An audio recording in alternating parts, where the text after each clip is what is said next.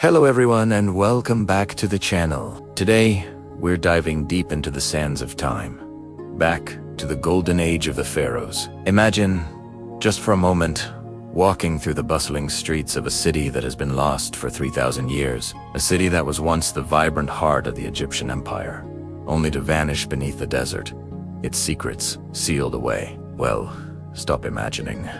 Because archaeologists have just made what has been hailed as the most significant discovery since the tomb of Tutankhamun himself. They've unearthed a massive, sprawling ancient city near Luxor, and it's rewriting everything we thought we knew about this incredible period in history. This isn't just a few ruins, it's a nearly complete metropolis, a lost golden city that's been perfectly preserved, like a snapshot of life in ancient Egypt. So, grab your virtual explorer's hat, because we're about to journey into the heart of this incredible find. This monumental discovery was made by a team led by the renowned Egyptian archaeologist, Dr. Zahi. They were actually searching for a mortuary temple on the west bank of the Nile, near the famous Valley of the Kings. What they found, however, was something far grander. As they began digging, mud brick walls started emerging from the sand, forming rooms, then entire houses, then whole neighborhoods. The scale of it was breathtaking. The city has been identified as the dazzling Otan, founded by one of the most powerful pharaohs in history, Amenhotep III.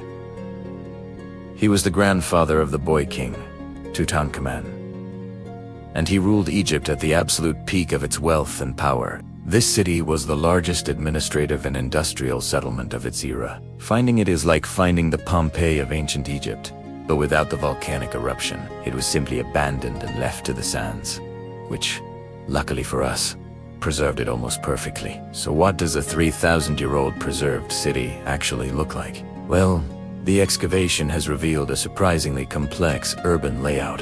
We're talking about streets, residential districts, and even administrative buildings. The walls of some houses are still up to 3 meters high. Archaeologists have found entire neighborhoods, complete with a bakery, a kitchen with ovens and storage pottery, and even a large cemetery. One area appears to be an industrial zone, with workshops for making bricks, jewelry, and other goods. The bricks even bear the seal of King Amenhotep III, confirming the city's founder. It's an incredible, tangible link to the past. You can almost smell the bread baking and hear the sounds of artisans at work.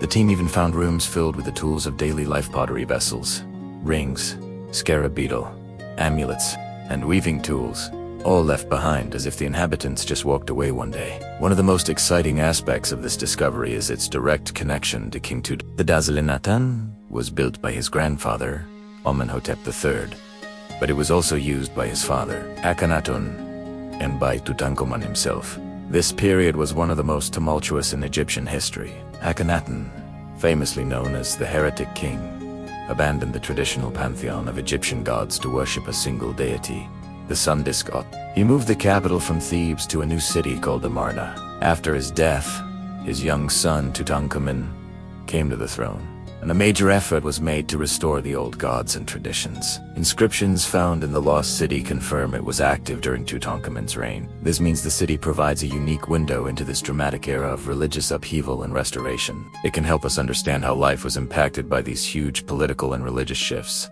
and how the royal family, including King Tut, navigated these turbulent times. The preservation of this city is what makes it truly spectacular, because it was abandoned and quickly covered by sand. Everyday objects were left in place. Archaeologists have found food bowls with meat still inside, pottery vessels used for storage, and even a human burial with the arms stretched out to the side and a rope wrapped around the knees. These are not the grand treasures you find in a royal tomb. These are the intimate details of daily life for ordinary people. It gives us a sense of who these people were, what they ate, how they worked, and what they valued. It's a human story, frozen in time. The team has uncovered workshops for spinners and weavers, metal and glass-making slag, and areas for producing decorative amulets. This wasn't just a place where people lived. It was a humming center of production, supplying the empire with goods and resources. Now, let's talk about some of the specific, mind-blowing finds. Imagine uncovering a large bakery, a cooking and food preparation area complete with ovens and pottery designed for storage. This tells us about the scale of the city's population and how they were fed. They've also found a zigzag-shaped wall, a feature typically seen in late 18th dynasty architecture, which enclosed a residential and administrative district. This single entry point suggests a need for security, giving us clues about the social structure and organization of the city. Perhaps the most intriguing find so far is a group of rock-cut tombs, accessible through stairs carved into the rock. This is a common feature of tomb construction in the Valley of the Kings and the Valley of the Nobles, suggesting the more high status, maybe even untouched royal tombs, are still waiting to be discovered in this area. The discovery of the dazzling Otan is truly a game-changer for Egyptology. For decades, archaeologists have searched for this city, knowing it must exist from historical records, but unable to locate it. Finding it now fills a huge gap in our knowledge. It provides a rare glimpse into the life of the ancient Egyptians during the empire's golden age. It's a primary source of information, unclouded by the passage of time. Dr. Betsy Bryant, a professor of Egyptian art and archaeology at Johns Hopkins University, called it the second most important archaeological discovery since the tomb of Tut. That's because while Tut's tomb told us about royal burial customs and wealth, this city tells us about life itself. It answers questions we've long had about industry, administration, art, and the daily routines of the people who built the pyramids and temples we so admire.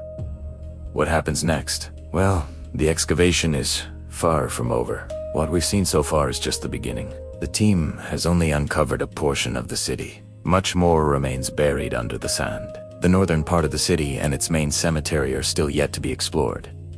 Dr. Hawass believes these areas could hold untouched tombs, filled with treasures. The potential for future discoveries here is immense. Ayash Nu Rumi. Each new artifact adds another piece to the puzzle of ancient Egyptian civilization. The ongoing work will involve careful excavation, documentation, and preservation of everything they find. This will be a long and meticulous process, but the rewards are immeasurable. It's a living archaeological site, with new secrets being revealed practically every day. We'll be keeping a very close eye on the progress, and will definitely bring you updates as they come. This find also raises some fascinating questions. Why was such a huge and prosperous city abandoned? The historical context gives us a clue. After Akhenaten's religious revolution and his move to the new capital of Amarna, this city, the dazzling Aten, likely saw a decline in importance. When Tutankhamun returned the capital to Thebes, it's possible the population and administration moved with him, leaving the city to slowly be reclaimed by the desert. It's a powerful reminder of how quickly fortunes could change in the ancient world, and how even the greatest cities can fade into memory. But thanks to the tireless work of archaeologists, this lost golden city is finally stepping back into the light, ready to tell its story after 3,000 years of silence. It is a testament to the enduring legacy of ancient Egypt and the endless secrets that still lie hidden beneath its sands. Thank you so much for joining me on this incredible journey back in time. Discoveries like this remind us that there's still so much to learn about our shared human history. What do you think is the most exciting part of this discovery? Let me know in the comments below. And if you enjoyed this video, don't forget to hit that like button, subscribe to the channel, and turn on notifications so you never miss an update on this amazing story and many more like it. Thanks for watching, and I'll see you in the next video.